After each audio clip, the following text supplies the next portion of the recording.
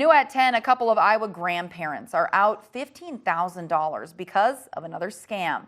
The Winneshiek County Sheriff's Office in Iowa says it's a common scam, but a very convincing one.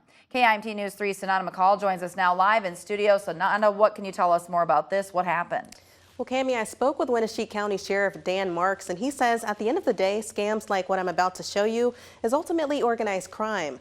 This is the grandparent scam that an elderly Winneshiek County couple fell victim to yesterday, costing them $15,000. In this case, the scammer actually showed up to the couple's home, but it started off over the phone and goes something like this.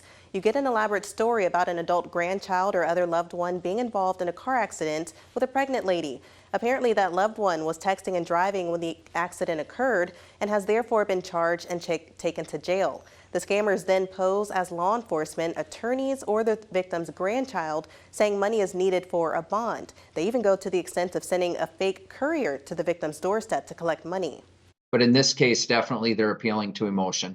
They're appealing to that helpless feeling that they want to help this grandchild who's in need, even taking it as far as they're in jail or being held in some fashion. That anything and everything that the human mind can think of turns into a scam, unfortunately, is what we're seeing these days. Sheriff Marks says some victims have not come forth due to embarrassment or being under the impression that there is a gag order in place by the scammer. Cammie? Sananda, any word on if the Sheriff's Office will be able to track down these criminals who are doing this?